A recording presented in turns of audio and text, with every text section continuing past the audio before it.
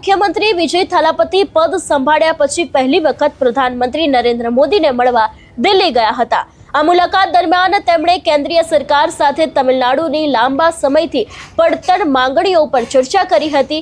વિજય થાલાપતિ તમિલનાડુના વિકાસને લગતા અનેક મહત્વપૂર્ણ મુદ્દાઓ પર ચર્ચા કરવા માટે દિલ્હી પહોંચ્યા હતા। તેમની મુલાકાતનો સંપૂર્ણ એજન્ડા જાહેર કરવામાં આવ્યો નથી, પરંતુ એવું માનવામાં આવે છે કે તેઓની પ્રધાનમંત્રી ઉપરાંત અન્ય ઘણી રાજકીય હસ્તીઓ સાથે પણ મુલાકાત થઈ છે। હવે તેમના દિલ્હી પ્રવાસની વાત કરીએ તો દિલ્હી પહોંચ્યા પછી વિજય થાલાપતિ પહેલા મધ્ય દિલ્હી તમિલનાડુ હાઉસ ગયા હતા। પ્રધાનમંત્રી નરેન્દ્ર મોદી સાથે તેમની મુલાકાત સાંજે 4:30 નક્કી કરવામાં આવી હતી। સાંજે વિજય થાલાપતિ સેવા તીર્થમાં પ્રધાનમંત્રીને મળવા ગયા હતા। બંનેની મીટિંગ લગભગ 25 મિનિટ સુધી ચાલી હતી। આ બેઠકમાં વિજય થાલાપતિ અને પીએમ મોદી વચ્ચે થયેલી વાતચીતની વિગતો સામે હજી સુધી આવી નથી અને લોકો રાહ જોઈને પણ બેઠા છે કે આ મીટિંગની અંદર કઈ ચર્ચાઓ કરવામાં આવી છે। પણ સૂત્રો પાસેથી મળતી માહિતી અનુસાર આ મુલાકાત દરમિયાન તેમને રાજ્યના વિકાસ અને કેન્દ્ર સરકાર સમક્ષ લાંબા સમયથી પેન્ડિંગ રહેલી વિવિધ માંગણીઓ અંગે ચર્ચા કરી હતી। પીએમ મોદી અગાઉ વિજય થાલાપતિને મુખ્યમંત્રી બનવા બદલ અભિનંદન આપ્યા હતા અને કેન્દ્ર સરકાર તમિલનાડુના વિકાસ માટે સાથે મળીને કામ કરશે તેવી આશા વ્યક્ત કરી હતી।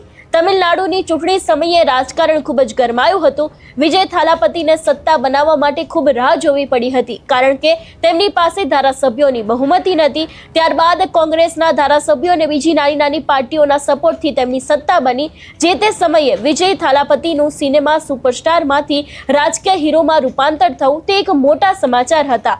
જ્યારે તેમણે તમિલનાડુના મુખ્યમંત્રી તરીકે શપથ લીધા ત્યારે પ્રધાનમંત્રીએ એક્સ હેન્ડલ પરથી શેર કરાયેલી એક પોસ્ટમાં થીરુ સી જોસેફ વિજયને તમિલનાડુના મુખ્યમંત્રી તરીકે શપથ લેવા બદલ અભિનંદન, તેમના આગામી કાર્યકાળ માટે શુભકામનાઓ, કેન્દ્ર સરકાર લોકોના જીવનને સુધારવા માટે તમિલનાડુનું સરકાર સાથે મળીને કામ કરવાનું ચાલુ રાખશે એવી વાત તેમના દ્વારા કરવામાં આવી હતી।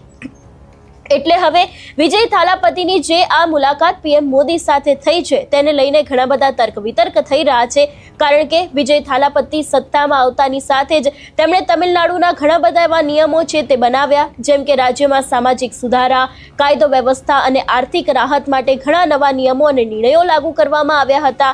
મુખ્યમંત્રી વિજય દ્વારા ખેડૂતોને મોટી આર્થિક રાહત આપતા સરકારી બેંકોમાંથી લેવાયેલી કૃષિ લોન માફ કરવાની યોજના જાહેર કરવામાં આવી હતી।